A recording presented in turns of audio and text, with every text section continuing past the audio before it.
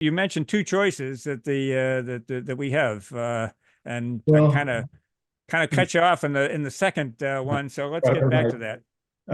Well, let me just tell you that if you think about it, when the government, I mean, it's simple. When the government spends more than it takes in as revenue, you have a deficit. And like anyone else who spends more than they earn or take in, they have to borrow the difference. And so you then ask, well, what are the sources of borrowing for the government treasury? Well, it's either you borrow from those who hold dollars, either domestic savers or foreign savers who hold dollars. And if and you set the Fed aside for a moment, as you continue to increase the amount of debt that you want to borrow, the excess spending you want to borrow, you have to draw that from the savers, and to get them to do that at greater amounts, interest rates will rise because the the government has to pull that money towards them and not towards the private sector.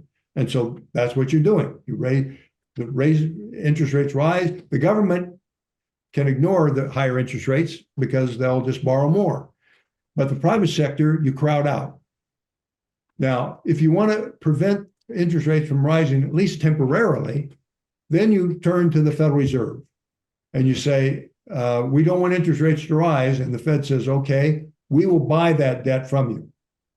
And they buy that debt and in that sense suppress interest rates because they buy enough that the demand for that causes the price of the securities to go up, keeps interest rates from rising, and you continue along those around. Now, the risk of doing that, of course, is you get inflation eventually because you have the government spending more and more money less efficiently the private sector, and they don't have the money to build productivity and growth. So interest rates rise and the economy slows. And so you pay a price for that. And inflation is a big part of that price. Now, the other way is for the Fed to say, no, we're not going to do that. That makes it more real to everyone. You know, you avoid the inflation, but you also cause the economy to slow because of the higher interest rates. And either way you lose. Either way you lose. And it's just a matter of whether you lose sooner or later. Sooner if the Fed says, no, get your act together, government. Later, if they say, well, we'll do it, and you wait for inflation to come forward, and then you have another problem to solve. And worst of all, either way, over time, the productivity of the economy declines because of the higher inflation, because of the higher interest rates, because of the lack of investment, and you make the situation worse. And so that's the long run consequences. And now let me turn to the Congress's own projections. The government, the Congressional Budget Office, they're projecting that if we stay with the current laws for spending and current laws for taxes, that over the next decade, the debt will grow from $35 trillion to over $50 trillion. But the main point of that is not just that part of it, but that the productivity of our economy will fall from an average of a mild 2.2% to less than 1.8%. Now, if you think about it in terms of real gross domestic product, real wealth, we're giving up if over the next decade, if we see that slowdown in the growth rate of real GDP, that means we're giving up more than $1 trillion of real wealth in this economy. That means the pie doesn't grow as much. That means there's more social conflict over that pie. There's a greater divide between the haves and have-nots, and you buy a lot of problems.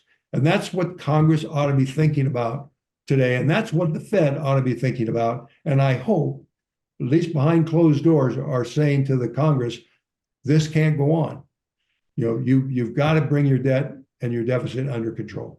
Yeah, and sort of to add to that, the generational perspective is that the longer you wait, the worse it is. The more you're putting the problem on the backs of future generations. And, you know, we always talk about on this show, aside from long-term projections for productivity, there are the demographic projections, which are equally, if not more, problematic, showing a decline in the growth of the workforce, eventually a decline in the workforce. You know, without immigration, you would have a slowing workforce and a slowing population within the not too distant future. So they've already got that to worry about, future generations.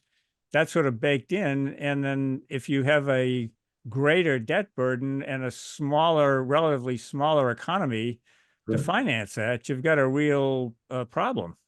You most certainly do. What you're doing is the burden, what you, I call it, this generation that we have now bequeathing to future generations a higher debt burden.